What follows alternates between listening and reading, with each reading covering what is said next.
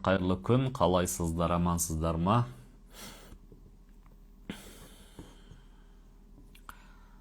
Қош келдіңіздер. Мен кешірім сұрайын. 1:30-да шығам деген, бірақ менде медитация болды. Содан енді бітіріп, сіздерге эфирге шығып жатырмын. Бүгін бізде тақырып, кеше сіздерге өтеткенімдей аурулардың психосоматикасы жайында өтеміз. Маған жекеме сұрақтар қойылды біраз аурулар бойынша, қазір солардың психосоматикасын айтып өтемін. Одан кейін эфирге 1-2 адаммен кім ауырып жатыр, сол 1-2 адаммен жұмыс жасап көреміз. Бүгінгі тақырып бізде қалай ауруды түйсікпен емдейміз, немесе түйсікпен ауруды қалай емдейміз. Осындай тақырып. Нақты кейстермен бөлісетін боламын.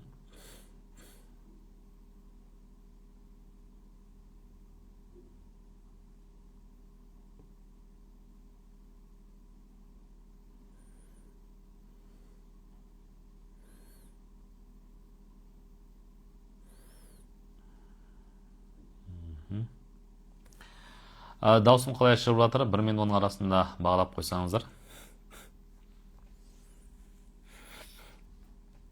Ұстаған оразаларыңыз қабыл болсын, Құдай қаласа. Кеттік, сұрақтарға көшейік.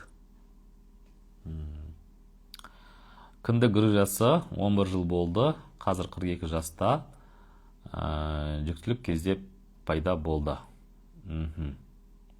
Окей. Енді қазір сізде жүктілік па, или жүктілік емес па? Сол сұрақ. Сосын оны тексерттіңіз ба? Міндетті түрде тексерткен дұрыс, жалпы. Ал енді именно кіндікке қатысты не белгі беру мүмкін? Жалпы кіндік бұл біздің анамыздың құрсағында жатқан кездегі бүкіл сыртқы әлемнен алып жатқан, сыртқы әлемнен келетін қажетті өсуіме, дамуыма қажетті канал десек болады. Канал болған. Кейін мына әлемге келгеннен кейін біз ауызбен жейтін боламыз, бірақ оған дейін біз кіндікпен қабылдаймыз. Бүкіл тәнімізге қажетті, демалуға қажетті, барлық қажетті элементтер кіндік арқылы келеді. Және ол менің өсуіме, дамуыма ықпал ететін дүние. Сонымен бірге кіндік бұл ненің белгісі? Байланыстың белгісі, өзара байланыстың белгісі, өзара тәуелділіктің белгісі. Сондықтан бұл жерде қандай белгі болуы мүмкін? Мүмкін сіз соңғы уақыттары, немесе балалы болғанға дейін, жүкті болған кезде сізде мынандай ой пайда болды, немесе шешім қабылдадыңыз. Мен бәрін өзім жасаймын. Мен ешкімнің көмегіне мұқтаж болмаймын. Мен өзім жасаймын бәрін, өзім шешемін. Деп шорт кесіп тастау. Яғни жай емес, бірден кесіп тастау. Сондай жағдай болды ма сізде? Болған болса, иә десеңіз. Екінші, ол сіз мүмкін бір жақын адамды жоғалттыңыз. Мүмкін арқа сүйетін адамды жоғалттыңыз. Сол кезде оны босату сізге өте қиын болды. Өте қиын болды. Сәйкесінше сіз әлі оны босатқан жоқсыз да. Сонда да белгі болуы мүмкін. Дегенмен де нақтысын білу үшін тағы да қайталап айтамын, сізбен жеке түйсікпен жұмыс жасау қажет болады. Сіздің түйсігіңізбен жұмыс жасаған кезде нақты себеп шығады.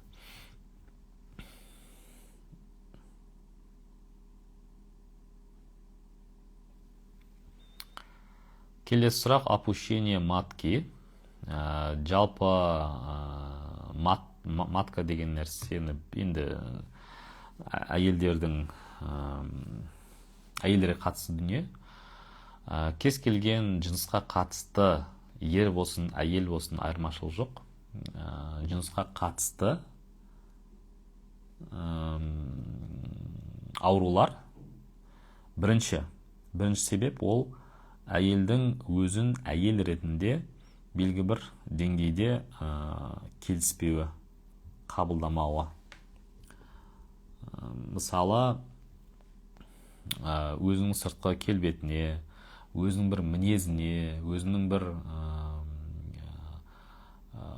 сөздеріне, өзінің бір тарихына келісе алмауы және оны қабылдамауы. Одан да жаман түрі бар, ол өзін жек көруі, өзін кінәлауы, өзін айыптауы, ол одан да қатты әсер етеді.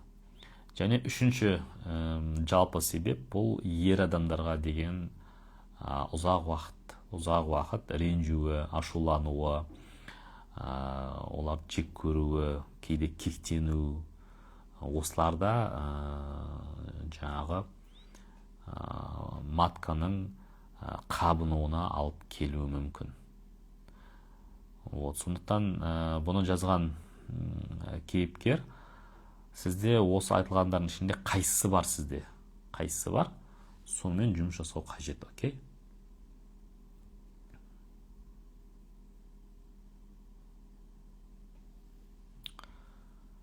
Өт жолдары бауыр дейді. Енді өт жолдары бұл әрине қорытуға қатысты дүние болғандықтан, мүмкін сіз соңғы уақыттары жағдайды, сыртқы әлемді, экономиканы, мемлекетті, туысқанды, болатқан өзгерістерді сіз қорыта алмай жатқан шығарсыз. Сіз оларды қабылдай алмай жатқан шығарсыз.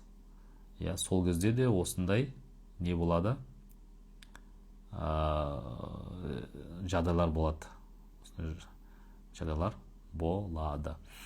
Бауыр бұл ұзақ уақыт бойы, тіпті ол сізде мінез болып қалыптасып кеткен болуы мүмкін. Яғни эмоцияны, ашуды сыртқа көрсетпеу, оның артында бір себептері болады. Өзіңді бір жаман адам ретінде көрсетпеу, әрдайым жақсы адам ретінде көрсету. Сол ашу ызаны жұта беру. Сол кезде бауыр не істейді? Қабынады. Мұндай адамға не істеу қажет? Ашу ызаны босатуды үйрену қажет. Яғни экологиялық тұрғыда босатуды үйрену қажет. Қуғым ауырады, жатып алам. Бүйрек, кішкене тұз бар дейді. Сіз әйелсіз ба, ерсіз ба, жазбапсыз,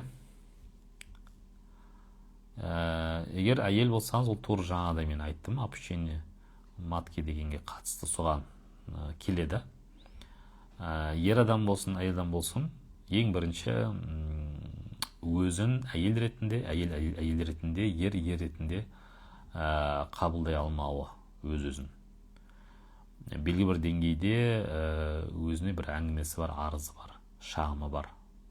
Ал екінші ол қарама-қарсы биологиялық жыныстағы адамға деген агрессия, ыза, кек, ашу, реніш, айтылмаған сезімдер, өкініштер, осыларда қуыққа әсер етеді екен. Бүйрек әдетте оң жақ па, сол жақ па, ол да маңызды. Оң жақ бүйрек болса, ол ер адамдарға деген қатты ұзақ уақыт ренжу. Сол жақ болса, әйел адамдарға деген ұзақ уақыт бойы қатты ренжу. Сәйкесінше сол реніштер тұз боп, тас боп жинала бастайды екен.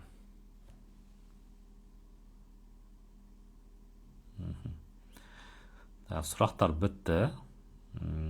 Комментарийға сұрақтар жазсаңыздар болады. Кімде қандай сұрақ бар? Кім қандай аурудың психосоматикасын білгісі келеді? Саламатсыз ба? 11 жасар қыз сиіп қоя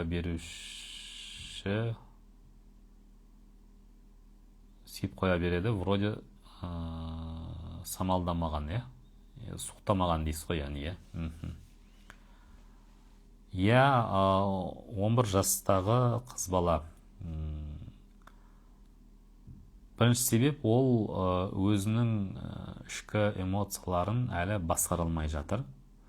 Ішкі сезімдерін, әсіресе негативті, агрессивті сезімдерін шығаруға рұқсат бермейді да, сөйтіп түнде соны сідік арқылы шығарады.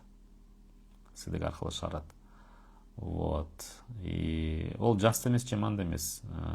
Біз немесе ол бала, 11 жастағы бала, үйдегі бір адамды сипаттап жатқан болуы мүмкін. Яғни үйде немесе сіз өзіңіз сізді сипаттап жатқан болуы мүмкін.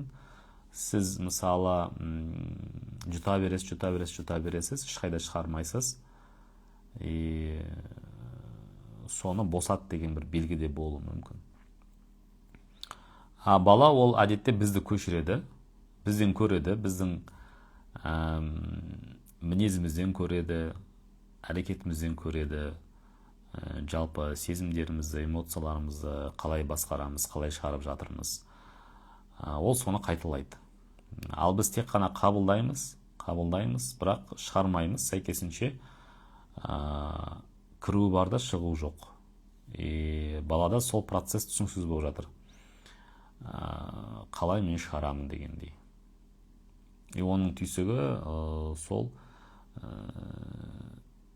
сүю арқылы шығарып жатыр. Бұл аурулар әдетте ол бөлінеді. Жалпы алатын болсақ, бұл адамның икемділігін көрсетеді, адаптацияны көрсетеді. Егер де адамда мысалы жаңа жұмыста, жаңа бір өмірде, жаңа нарықта, жаңа қалада қиын болып жатса, қабылдау, бейімделу, плюс оған қоса агрессия қосылса, буын ауруы пайда болуы мүмкін. Жағдайды қабылдамау, болып жатқан өзгерістерді қабылдамау дегендей. Соған қарай жүрмеу. 20 жылдан бері оң жақ бүйір мазаласа, себебі ер адамға байланысты ма сонда дейді. Оң жақ бүйір. Мүмкін, өйткені оң жақ жалпы ер бастама, сол жақ ол әйел бастама дейміз. Сәйкесінше менде ер адамдармен қарым-қатынаста проблема болса, онда оң жақтан белгі береді. Енді өзіңізден тексеріп қойыңыз. 20 жылдан бері сіз кімге ренжіп жүрсіз, кімді кешіре алмай жүрсіз? Бар ма сондай адам?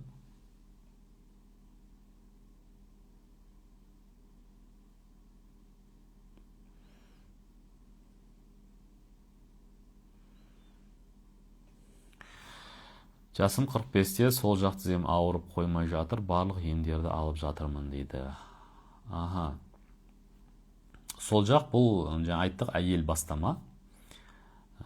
Тізе бұл біріншіден икемділіктің белгісі, сенімділіктің белгісі, тұрақтылықтың белгісі, жүрудің белгісі,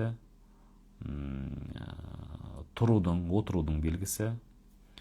Сондықтан қарап көріңіз өзіңізді. Мысалы, қай уақыттан ауыра бастады тізеңіз? Неше жылдан бері ауыра бастады? Соның алдында сіздің өміріңізде не болды? Қандай жағдай болды? Не нәрсені мүмкін сіз мойындап жатқан жоқсыз осы күнге дейін? Әсіресе әйел кісіге қатысты. Өзіңізде әйел болсаңыз, өзіңізге қатысты, немесе басқа әйелге қатысты. кімді нені мойындамай келе жатсыз әлі күнге дейін. Соны қарау қажет та. Сөйтіп анықтағаннан кейін соны мойындау қажет. Ақты ақ, қараны қара деп болды.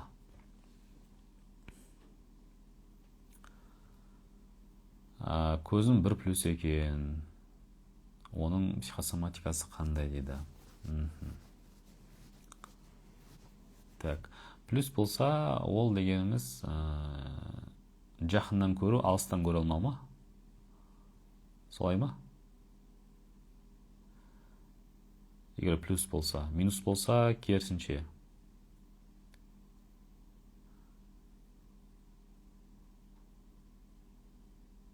Минус болса, жақыннан көремін де, алыстан көре алмаймын. Плюс болса, алыстан көремін де, жақыннан көре алмаймын. Солай ғой? Жалпы көз бұл үш шақты дұрыс көрудің символы. Өткен шақ, осы шақ, болашақ. Егер де мен плюсті ғана көріп жатсам, минусым аз болатса, тек қана плюске бағытылған болса, онда мен адамдардың минустарын көргім келмейді. Әсіресе жақын адамдардың минустарын көргім келмейді. Күйеуімнің ба, балаларымның ба, әлде өзімнің ба, соны бір сараптап көрсеңіз. Кімдердің мен минустарын көргім келмейді. Тек қана плюстерін ғана көргім келеді. Онда менің көзім тек қана плюске кетіп жатқаны сол болуы мүмкін. Тексеріп көріңіз. Сөйтіп, не істейміз? Минусты минус, плюсті плюс деп қабылдаған кезде көзде дұрысталады деп ойлаймын. Шашым өте көп түседі, кейде қорқамын, шашым жұқарып бара жатыр. Тараған сайын түседі, поэтому қатты болып жүремін. Соның себебін айтасыз ба? Шаш бұл адамның өміріндегі тұрақтылықтың, қуаттың, энергияның символы. Егер сіздің өміріңізде аяғыңыз тайып жатса, өзіңізге сенімсіз болып жатсаңыз, бойыңызда күш-қуат азайып жатса, шаш арқылы белгі береді. Мүмкін сіз өз бағытында жүріп жатқан жоқсыз. Мүмкін сіз өз мақсатыңызды, миссияңызды орындап жатқан жоқсыз. Мүмкін сіз қашып жүрсіз. Соған мән беріп көрсеңіз. Яғни шаш солай белгі беріп жатыр сізге.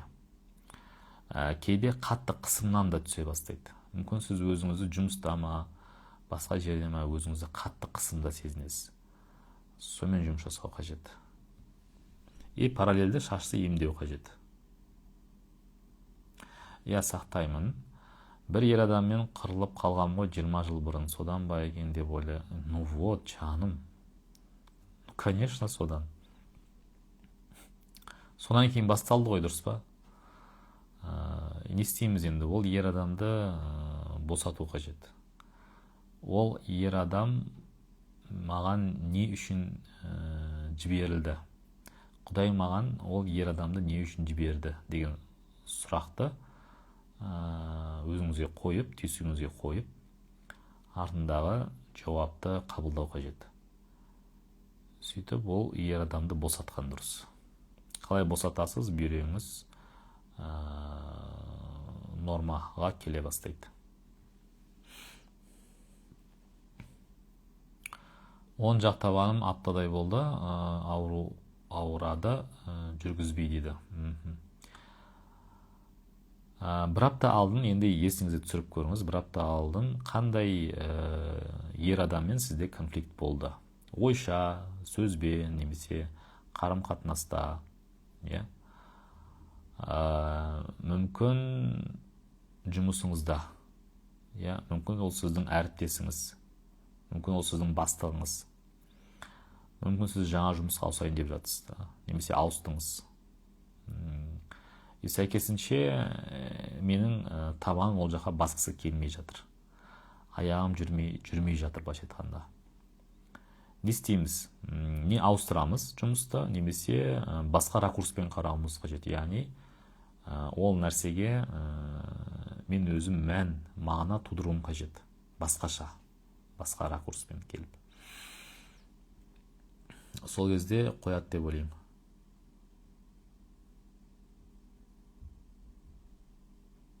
Я алысты көрем дейді. Аха, ну вот. Жақында көре алмаймын дейді. Аха.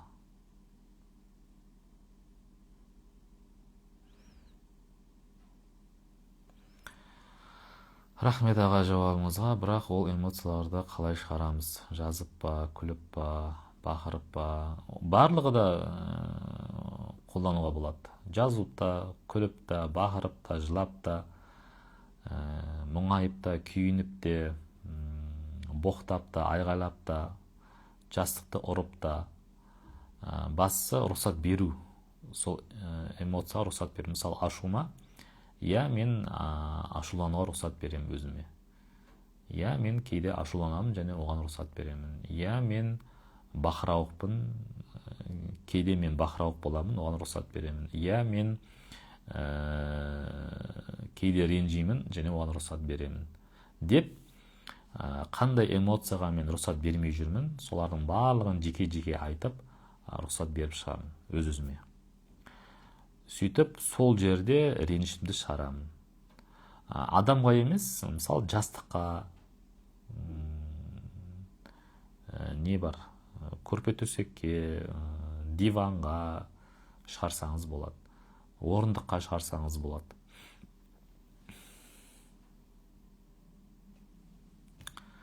Сыртқы жағдайларға өте қатты ашулану, жауап қайтару, не айтып не қойғанын білмей қалу.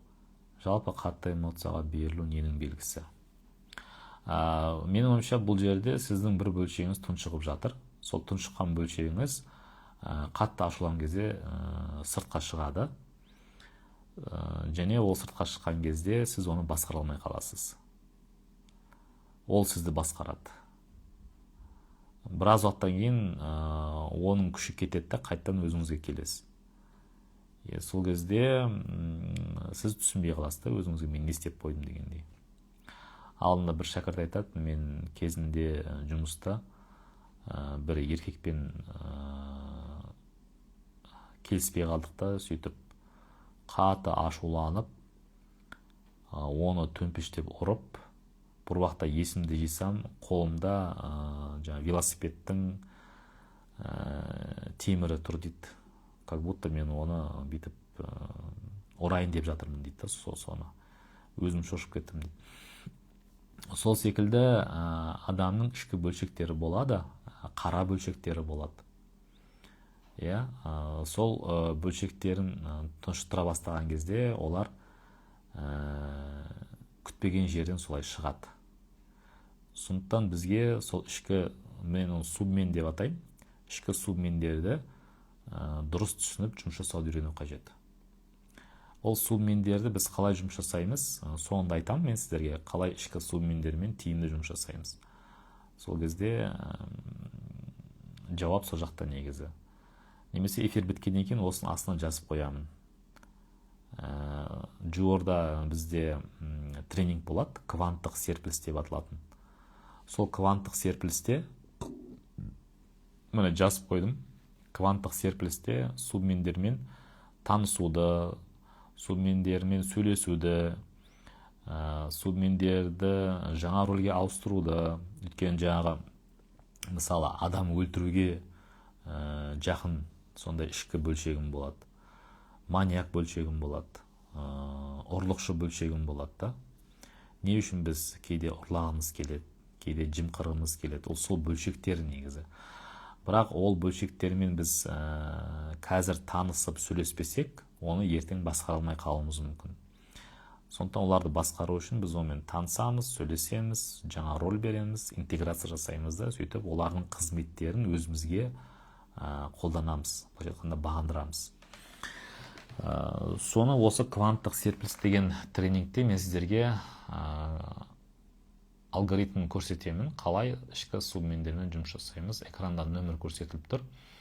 Осы нөмірге WhatsApp-қа жазсаңыздар, онлайн, офлайн қатыса аласыздар.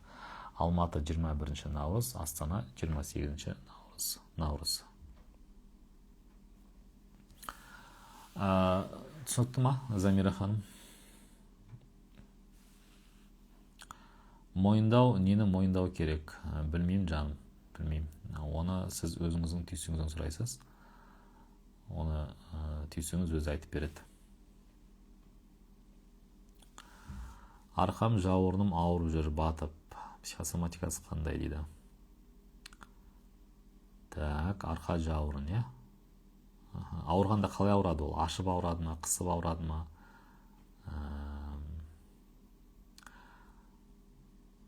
Енді арқа мен жауырын бұл артық жүкті көрсетеді.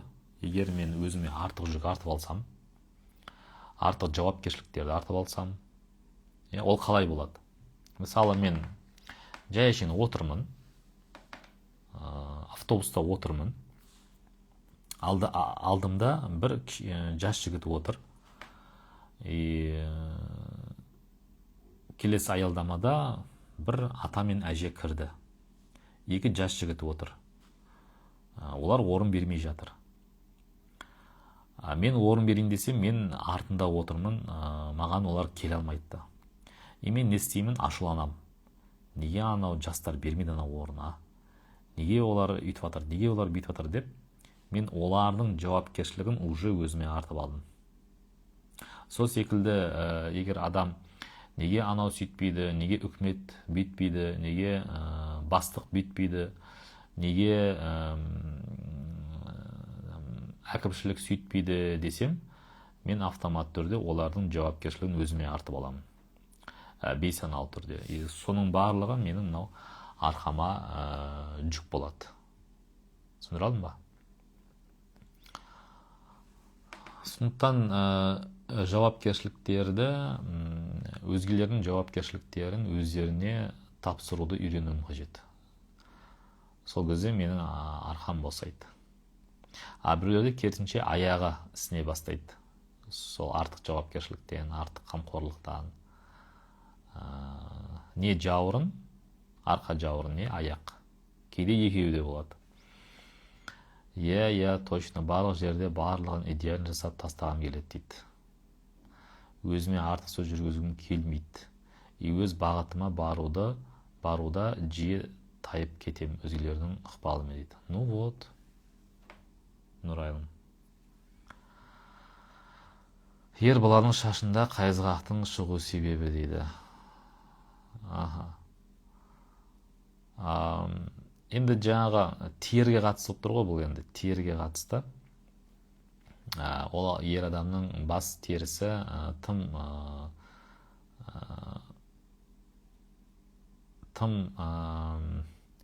сухой дейді ғой, орысша айтқанда, сухой болуы мүмкін. Содан қайызғақ ол негізі тері ғой. Майда терінің беткі қабаттары. Ол сухой болғандықтан тез солай қайызғақ ретінде көрінуі мүмкін.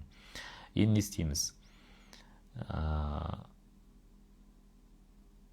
Теріге қатысты айтатын болсақ, адам қандай бір уақыт аралығында өзін қорғай алмаса, біріншіден, екіншіден, керісінше ішіндегі бір эмоцияларын айта алмаса, еркін айта алмаса, соны әрдайым бетіп ұстап отырса, қысымда, сол кезде қайызғақ болуы мүмкін. Сонымен бірге ойында, басында өте көп ойлар көп, өте көп. Сол ойлар оған тыныштық бермей жатыр. Және ол ойлар оны қысымда ұстап жатқан сияқты да. Соның нәтижесінде қайызғақ ретінде белгіде беру мүмкін. Бірақ қайталап айтам, нақты себебін білу үшін ол адам өзінің ішкі түйсігімен жұмыс жасауды үйрену қажет. Или жеке сеансқа келу қажет. Қалай босатам, кешіру керек па дейді. Жаңа айттым ғой сізге. Босату жолын айттым ғой. Қазақта сөз бар, батыр екі сөйлемейді деген. Сондықтан мен екінші рет қайталамаймын. Қанда гепатит болса, гепатит па? Гепат па? Түсінбедім. Гепатит шығар, Енді жұқпалы аурулар ғой, енді қателеспесем. Жұқпалы аурулардың негізгі себептері бұл өте көп негативті ойларды басында айналдыра беру. Ойында айналдыра беру. 90-80% ойлары негативті ойлар, қара ойлар. Ол адамға сол қара ойларды босатып, оның орнына жақсы ой ойлауды үйрену қажет. Жақсы ой ойлауды.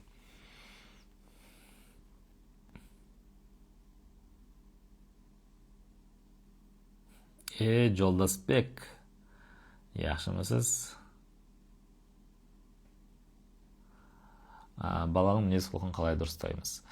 Баланың мінез құлқын дұрыстаудың тиімді жолдары. Бірінші,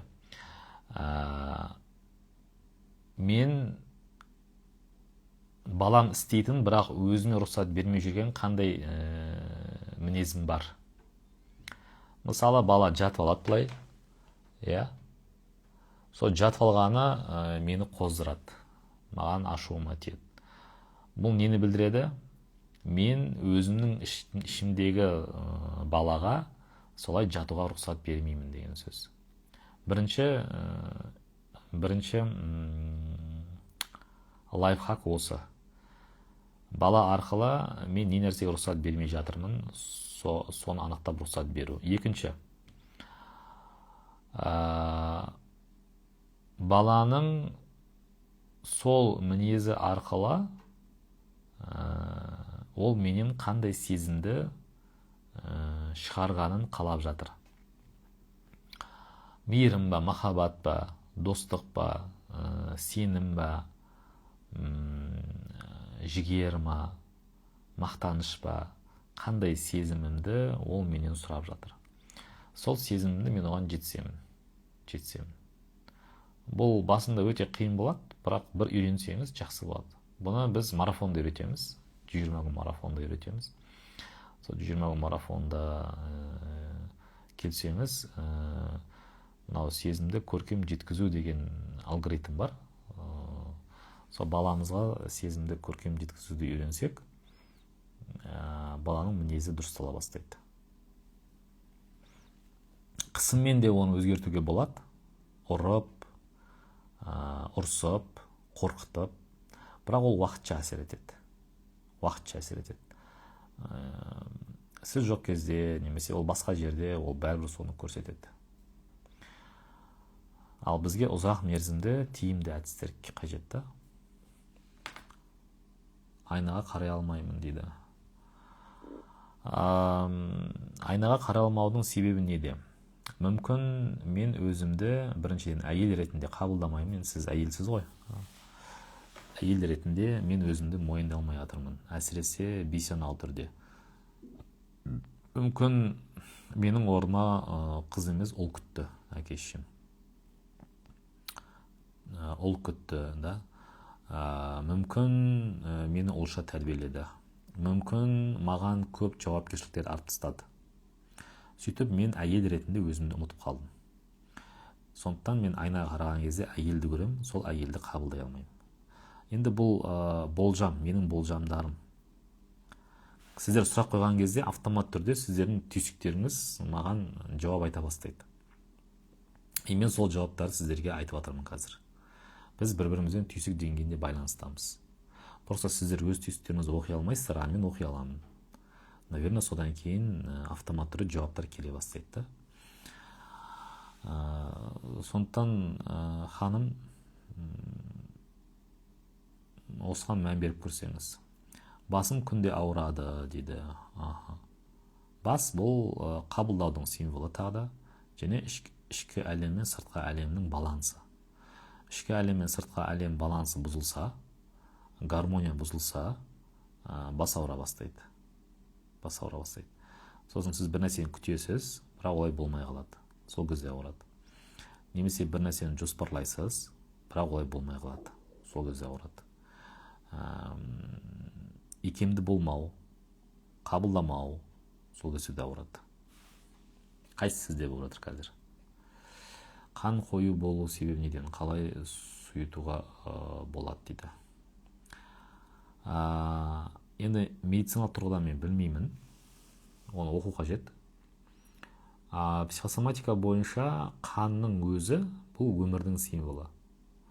Өмір. Қан жүріп жатса, өмір бар деген сөз. Өмір жүріп жатыр. Қан кетсе, қан тоқтаса, то есть адамда қан кетіп қалса, ол өледі деген сөз. Яғни өмір кетеді деген сөз. Енді осыдан келетін болсақ, осыдан шығаратын түйін, менің қазіргі өмірім маған ұнамайды.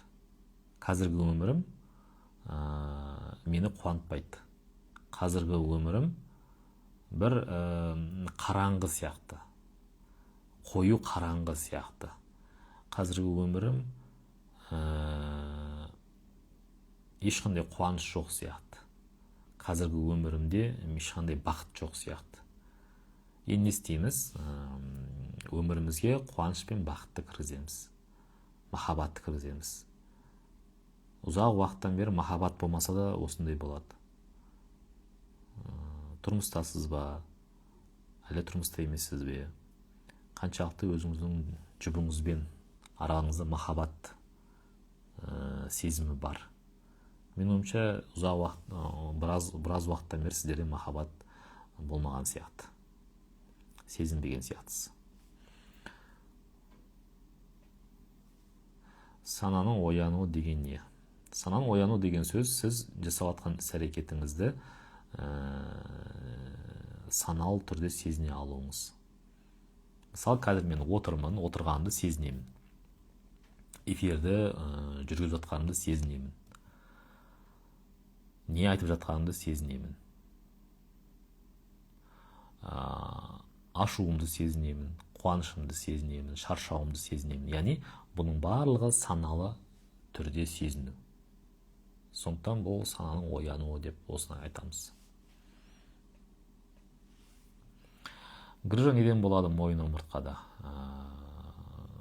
Жалпы омыртқаның өзі 5-ке бөлінеді. Соның біріншісі ол мойын омыртқа. Мойын омыртқадағы грыжа бұл икемсіздікті көрсетеді біріншіден. Өйткені мойын оңға, солға қараймыз біз. Енді қараңызшы, егер көлікте кетіп бара жатып, тек қана тіке қарайтын болсақ, не оңға, не солға қарай алмасақ, не болады? Апат болады. Сосын мойынсыну деген бар. Тағдырға мойынсыну, өмір заңына мойынсыну, жоғары тұрған адамдарға мойынсыну, жағдайға мойынсыну, келісу. Осыларға қарама қайшы әрекеттер болса, мойын грыжасы болады. Мойынсынбау, мойындамау, бір беткей болып қалу. Онда өзіңізге сұрақ қойып көріңіз. Қай жерде, қай уақытта бастап мен кесір болып жатырмын, кесапаттық көрсетіп жатырмын, бір беткей болып жатырмын. Яғни болса да болады, болмаса да болады дегендей да. Менің айтқаныммен жүресің, или кетесің дегендей. Сондай кезде мойын арқылы белгі береді. Бұрын мен мысалы жасырын әйелдерді мойындамау болған менде. Әйелдерді әйел ретінде мойындамау болған. Сол кезде менің мойыным ауыра беретін. Сол секілді сізде де болуы мүмкін. Сіз кімді мойындамай жүрсіз? Мысалы, бастығыңызды бастық ретінде мойындамай жүрсіз бе? Күйеуіңізді күйеу ретінде мойындамай жүрсіз бе? Мен өте көп әйелдерден сезінемін, сөздерінен сезінемін, өздерінің күйеулерін мойындамайды. Күйеу ретінде мойындамайды. Мойындамау ол өзіне зиян негізінде. Өзіне зиян. Сондықтан өзіңізді бір ой жүгіртіп көріңіз. Кімге, кімді, нені мен мойындамай жүрмін.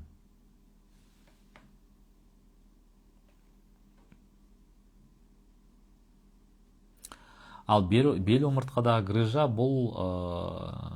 бұның психосоматикасы басқаша. Бел бұл керемет орган, керемет дүние. Белде грыжа пайда болса, онда ол адамда қатты уайым бар. Болашағы үшін қатты уайым бар. Және ол уайым жасырын да болуы мүмкін. Болашақтағы ақша қаржысына қатты уайымы бар. болашақтағы жағдайына деген қатты уайымы бар. Сол кезде белгілі жасы болады. Сізде бар ма сондай уайым? Уайым, қорқыныш, әсіресе болашаққа қатысты. Болашақтағы балаларының болашағы үшін уайымдеу, немерелер үшін уайымдеу, бұл да әсер етеді.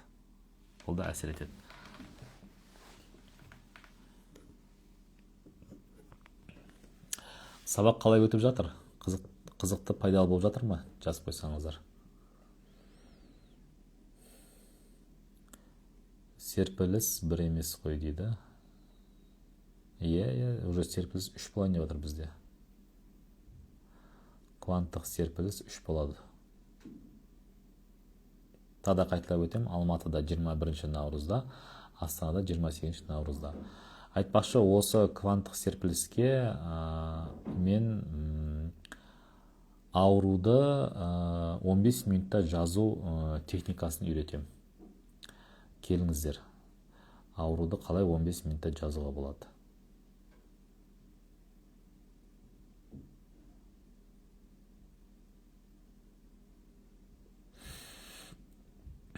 Артық салмақтың психосоматикасы бар ма? Иә, бар. Бірақ қаншалықты сізде артық салмақ, соған да мән беру қажет. Мысалы, айтады, менде артық салмақ бар. Қанша килограмм? 75 килограммын дейді. Қанша болғың келеді? 50 килограмм болғың келеді. Бойыңыз қанша? 1,70. Бұл артық салмақ емес қой негізі. Егер 150-200 килограмм болсаңыз, артық салмақ деуге болады. Жарайды, 100 болсаңыз, 100. 90-90-нан асып баратсаңыз, жүруіңіз қиындап, отыруыңыз қиындап, тұруыңыз қиын болса, сол кезде артық салмақ деуге болады. Ал жай әшейін іштегі май үшін артық салмақ деп айта алмаймыз. Дегенмен де артық салмақтың психосоматикасы ол ең біріншіден қорғану. Неден? Менде бір жасырын үрей қорқыныш болуы мүмкін. Сыртқы әлемнен, содан мен қорғанамын. Осы салмақ арқылы қорғанамын. Екінші себеп болуы мүмкін, ол бір нәрсе жетпей қалады ма? Аштан өліп қалам ба? Ертең күнімді көре алмай қалам ба? Деген сияқты. Ертеңгі күн үшін қатты қорқу. Ол да артық ресурстарды жинауға алып келеді. А вдруг ертең кризис болып қалады, ақыр заман болып қалады. Сол кезде мен өлмеуім үшін маған артық ресурстар қажет. Сөйтіп, сіздің түйсігіңіз артық ресурстарды май ретінде, калорий ретінде жинай бастайды. Жақсы ма? Иә, жақсы. Сізді қорғап жатыр. Сіздің болашағыңыз ойлап жатыр. Бірақ түйсікпен келісуге болады. Яғни, ешқандай кризис жоқ. Ешқандай ақыр заман болайын деп отқан жоқ. Мына салмақ менің жүріп тұруыма кедергі болып жатыр. Жүріп тұруыма кедергі болмайтындай салмақты жасап бер деп оған тапсырма береміз. Жаймен сіз бұрынғыдай тамақ жей бересіз, бірақ салмағыңыз жаймен азая бастайды. Сондай өз. Әйтпесе сіз мысалы диета ұстайсыз, арықтайсыз, өзіңізді қысып, біраз уақыттан кейін диетаны тастасаңыз, қайтадан бұрынғы салмақты тіпті оған қосып алуыңыз да мүмкін. Өйткені резеңке секілді. Не нәрсені қысыммен істесеңіз, ол екі есе қайтып келеді. Резеңке эффектісі деп атайды оны. Резеңке эффектісі. Сондықтан дінде зорлық жоқ демекші, ол тек қана дінде емес, ол өмірде де зорлық жоқ. Ол тәнде де, ол жанда да зорлық жоқ. Қай жерде зорлық бар, автомат түрде ерте ме кеш пе оның екі есе зардабы болады.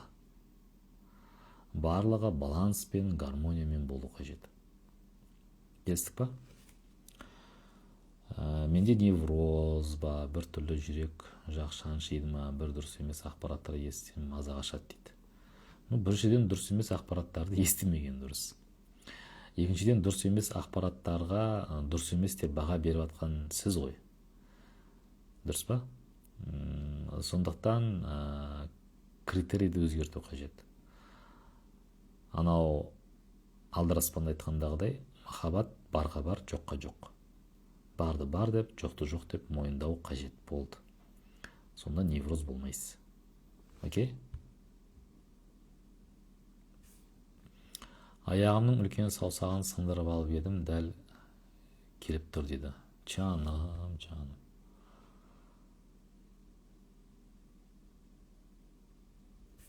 Витилиго психосоматикасы.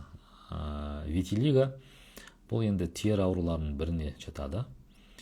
Сіздің жағдайыңызда бірінші мүмкін ерекшеленуді қалайсыз.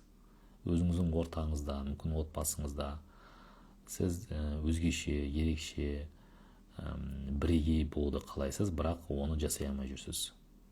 Сіздің түйсігіңіз сол ниетіңізді осы витилиго арқылы жасап жатыр. Екінші, мүмкін сіз іштей қалайсыз мені елегенін, мені бағалағанын,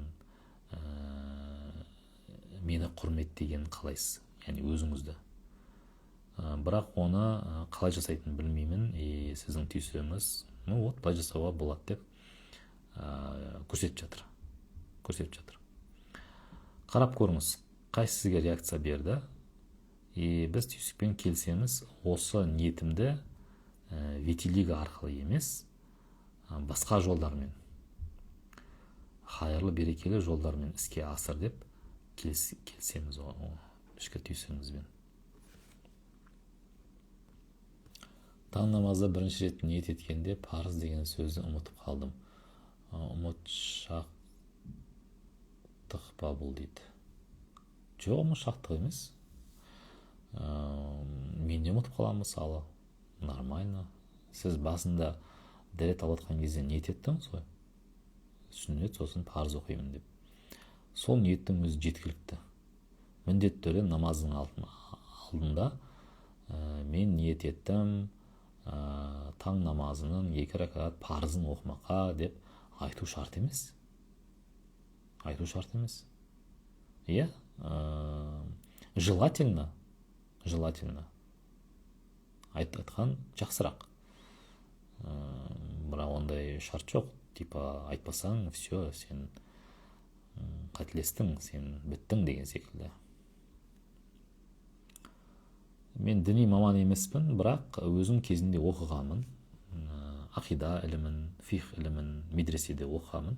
Сол оқығанымды айтып жатырмын сіздерге. Псориазның психосоматикасы. Псориазы тура жаңа секілді витилигоға ұқсайды. Жаңа жауап бердім ғой, сол жауаптардан өзіңіздің жауабыңызды іздеп көрсеңіз. Гипергидроз дейді. Гипергидроз деген не екенін мен білмеймін. Қазір көрейінші не екенін.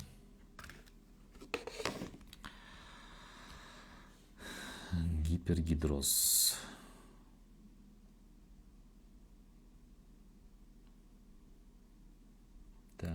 Гипергидроз дедіңіз, Гипергидроз. Гипергидроз деген туралы кім біледі? Не екенін жазып өтсеңіздер.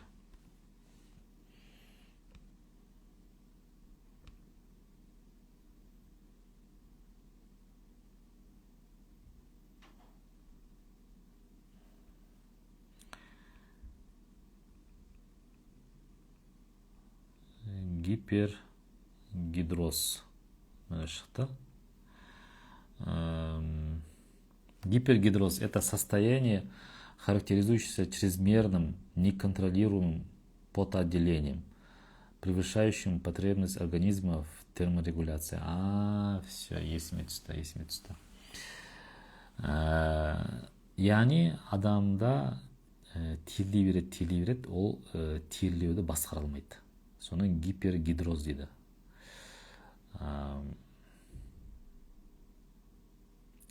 терморегуляциясы бұзылған бұл адамда. Она возникает без видимых причин дейді. Яғни нақты бір көрінетін себеппен болмайды екен. Енді бұлай көп жазған.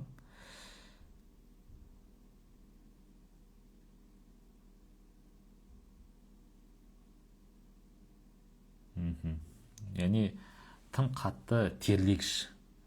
Қолтықтар қатты терлейді, қуық, қай жерлер? Алақандар, табандар, бет қатты терлеу. Иә? Түсіндім. Бұның психосоматикасы қандай болуы мүмкін? Бұл тағы да терге қатысты болып тұр, байқасаңыздар. Терге қатысты. Терге қатысты аурулардың жалпы психосоматикасы бірінші ол қорғану. Яғни адам өзін қатты қорғансыз сезінсе, ол сол кезде қорғана бастайды. Енді терлеу арқылы қалай қорғанады дейсіз ғой. Мысалы кейбір жануарлар бар. Қауіп төнген кезде өзінен сондай бір нәрсені бөледі. Тәні бөледі. Қорғану мақсатында. Мысалы жаман иістің өзі де қорғануды білдіреді. Егер менің үстімнен бір жаман иіс шығып тұрса, сіз менің қасымда тұрмайсыз ғой. Сіз 2 метр, 3 метр алысқа кетесіз. Яғни бейсаналы түрде мен қорғанып жатырмын. Екінші себеп ол ішімде өте көп эмоциялар жиналып қалған. Өте көп. Және мен оны айтпай жүрмін. Айтпаймын. Сыртқа шығармаймын. Менің түйсігім оны не істейді? Тері арқылы шығарады. Терлеу арқылы шығарады. Не үшін спортта сіз терлейсіз? Доп тепкенде, теннис ойнағанда терлейсіз. Сол кезде сол арқылы іштегі жиналған эмоциялар шығып жатыр. Ал мына жерде ешқандай қимылсыз-ақ шығып жатыр да. Менің түйсігім солай шешім қабылдайды. Қожайын өзінің ішіндегі эмоцияларын шығара алмайды. Ендеше біз оны тері арқылы шығарайық дейді. Осындай да бар.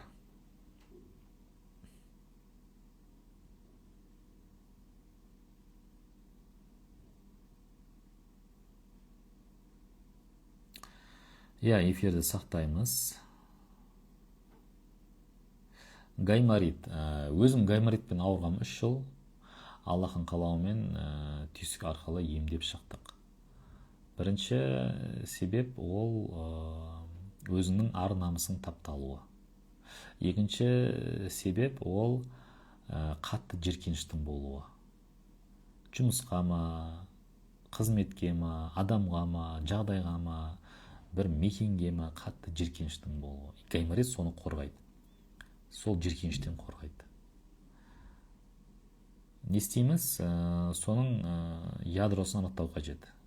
Гайморит арқылы түйсігім мен неден қорғап жатыр. Сөйтіп сол қорғанды алып тастаймыз. Яғни мен ол қорғанға мұқтаж емеспін дегенді орнатқаннан кейін гайморит қажет болмайды.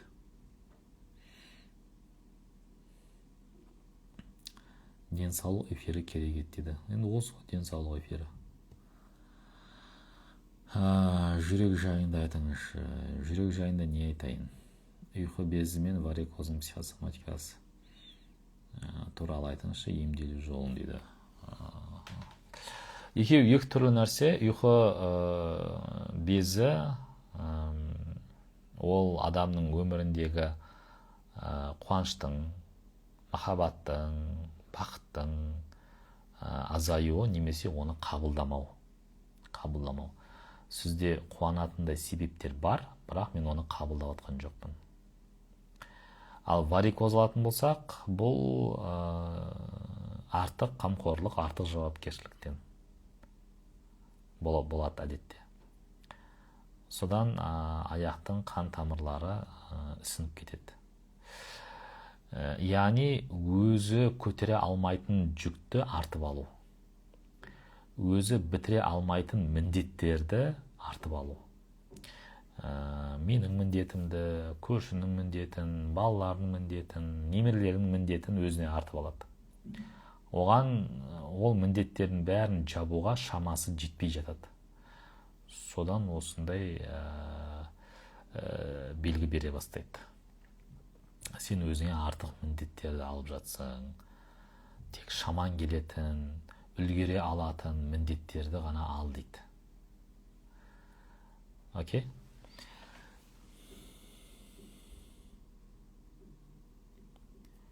Тершеңдік, ДЦП психосоматикасы қандай? ДЦП психосоматикасы енді бұл көбірек балалардікі ғой, енді дұрыс па? Балалармен жұмыс жасау.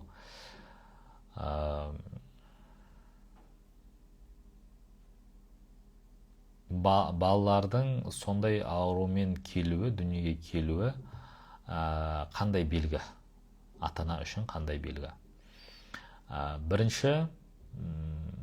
Бірінші өзіңнің өзгешелігіңді, ерекшелігіңді, бірегей екеніңді ұмытып қалдың ба деген белгі. Сен неге өзіңді өзгенің көлеңкесінде ұстап жүрсің? Сен неге белгі бір деңгейде паразит болып жүрсің? Сен неге белгі бір деңгейде құрбан болып жүрсің? Бірінші себептері осы. Екінші себебі, адам өмірінде супермен болғысы келсе, супермен, яғни тырнақшаның ішінде тегін ел жұртты құтқарғысы келсе, қатты құтқарғысы келсе, әсіресе әлсіз адамдарды құтқарғысы келсе, сондай жертвада жүрген, қысымда жүрген адамдарды құтқарғысы келсе, сол кезде де адам өзінің өміріне сондай бір жағдайды, ситуацияны өзі шақыруда мүмкін. Бұл жерде не істей аламыз? Біріншіден, фактіні факт ретінде қабылдау маңызды. Фактіні факт ретінде қабылдау. Мен ДЦП-мен ауыратын баланың анасымын, келсем мойындаймын, қабылдаймын. Бірден жеңілдік болады сізде. Ақты ақ, қараны қара деп қабылдаған кезде сізде жеңілдік болады. Екінші, мен осындай баланың бақытты анасы болуым үшін не істей аламын бүгіннен бастап? Осындай баланың, ДЦП-мен ауыратын баланың бақытты анасы болуым үшін мен не істей аламын? Осы екі нәрсе сізді сау балалардың анасынан да бақытты қылады. Сау балалардың анасы болып жүрген адамдардан да бақытты қылады. Көресіз, оны просто жасау қажет болады. Сонда түсінесіз, оказывается, мен ойлап жүрген проблема емес екен.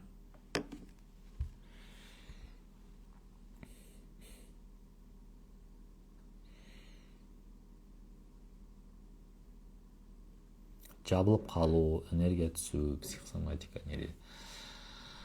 Адам не үшін жабылады? Біріншіден, мән мағына кеткен кезде. Отбасында, қарым-қатынасында, жұмыста, қызметте оның мән мағынасы жоғалды. Біріншісі сол. Екіншіден, не үшін жабылады? Адам қатты қысымда болса, қатты қысымда болған кезде, менталдық тұрғыда, эмоционалдық тұрғыда қатты қысымда болған кезде жабылады. Және үшінші, не үшін жабылады? Адамда өзін құрту бағдарламасы болса. Өзін құрту бағдарламасы болса. Сол кезде адам жабыла бастайды. Енді өзіңізден тексеріп көріңіз, түйсігіңізден сұрап дегендей, қайсысы сізде болып жатыр, и соны емдеу қажет, сонымен жұмыс жасау қажет, и все.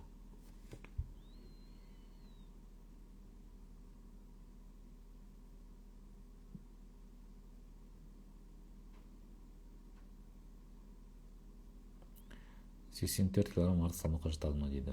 Ол сіздің бойыңызға қарай.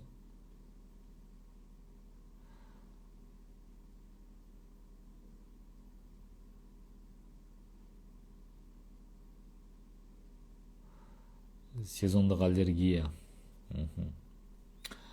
Сезондық аллергия менде болған. Аллергиямен ауыратындар бар ма араларыңызда тағы? Аллергияның психосоматикасы бұл біріншіден аллергия қатысты елді мекен, себептер, солардан қорғану. Біріншісі қорғану олардан. Екінші босату, шығару. Іштегі бір мұңды ма, қайғыны ма, бір тұншығып тұрған эмоцияны босату, шығару. Өйткені аллергия кезінде адам жылайды, түшкіреді, сол кезде сол арқылы ол шығарады, босатады.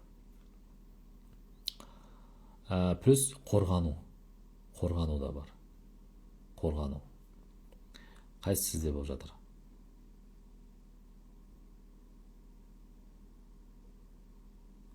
Өзінде бар ДЦП. Егер өзіңізде болса, онда жаңағы ата-анаға айтқан нәрсені өзіңізге қолданып көресіз.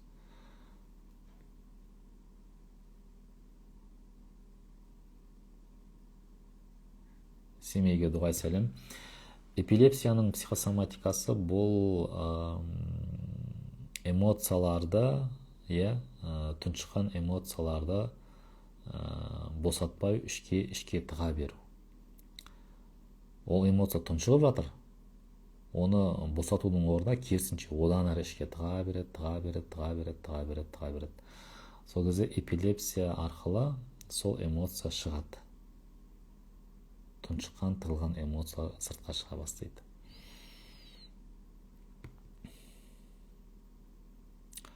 Оң басым ауырады, оң қолым қақсайды. Оң жақпен байланысты көрдіңіз бе? Оң жақ бұл ер бастамасы.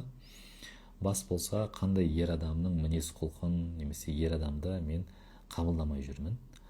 Қол болса, қандай ер адаммен қарым-қатынастан мен қашып жүрмін. Келіспей жүрмін. Келісе алмай жүрмін.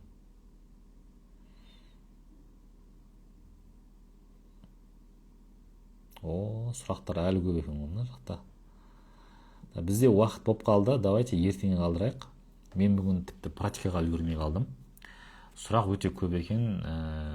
Ертең дәл осы уақытта кездесейік, сағат 2-де, 2 мен 3-тің арасында кездесейік. Менде қазір кездесуім бар, сондықтан мен эфирді бітіремін. Енді сіздерге ұсынысым түйсіктеріңізбен жұмыс жасауды үйренсеңіздер.